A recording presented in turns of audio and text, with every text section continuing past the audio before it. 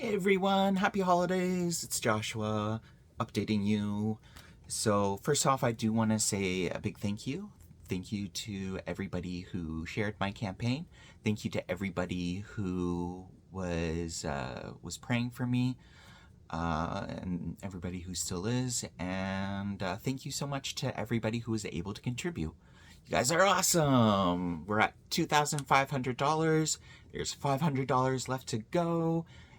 10 days left to do it in. Let's go. Let's do this thing. Yeah. A little excited there, but oh well. Um, yeah, so a lot of people have been asking me some questions along the way, and I just wanted to take some time to answer some of these questions, maybe put your mind at ease. So let's get into this. And the first question is one about my landlord. And it is, will my landlord be okay with all this, with me bringing my bike upstairs and downstairs, with me charging my bike at my place? And the answer is it won't be an issue for either of those things. So, in regards to my bike being brought upstairs and downstairs, I did have like a proper non-foldable like city bike beforehand. It was a generous gift from somebody. However, unfortunately, it didn't end up working out, partly because it broke down almost right away completely, but also because I couldn't keep it in the room, in my bedroom, because it was too big, and I kept it in a different room. But the landlord didn't want me to use that room for storage. He was hoping to rent it out. And so as a result, I ended up just, keeping that, uh, you know, getting rid of that bike. But in the meantime, like, my landlord didn't have an issue with me bringing the bike upstairs and downstairs. He had an issue with me having the bike in a room he wanted to rent out. I didn't know he was going to rent it out, but anyway. So there's that. In regards to charging, there's nothing in my lease agreement that will prevent me from charging my battery. And if it comes to heads with my landlord, then I'll definitely, go into that situation when it comes.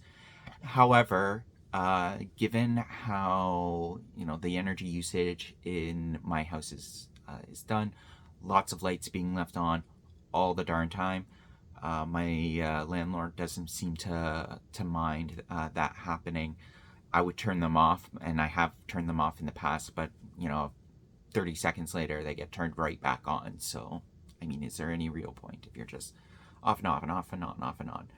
So, yes, I'll be good on both of those fronts. But speaking of charging, I don't think I'm going to only charge my bike at home. I don't know if there's a rule against this in coffee shops, but there's some downtime between the meal rushes. And I'm only going to work meal rushes because I don't want to spend a lot of time doing nothing when I could be, applying for jobs, writing, reading, doing something that will, progress me instead of distract. So I'm gonna be sitting down. I could charge my bike battery. Then in the coffee shops, the cool thing is the battery comes right out. It's fine. It is good. So that answers that question. But speaking of charging the battery and the battery in general, will the battery last all the way through like one day of work? And the answer is yes. A standard battery will last all the way through work. So I was able to purchase the bike already, and I purchased not a standard battery, but a longer lasting one because I want it just to be safe, better safe than sorry kind of thing. And so even if I didn't charge it throughout the day, like when meal rushes kind of end, uh, I'd still be safe. I'd still be safe, which is good because I don't know if it'll be good to like charge it all the time uh, during the day, or off and on and off and on. But I'll be safe. So that takes care of that. So the next question is, does Uber require insurance for my bike? And as far as I can tell, no, they don't. I've looked through the website. If I've missed something and you know for a fact that they do require insurance for a bike, then please contact me. But I've looked through the website, I've looked through forums, I couldn't find anything about bike insurance. So I don't think so. However, I do kind of want to get insurance anyway. This is an expensive bike. Things happen. Drivers are crazy.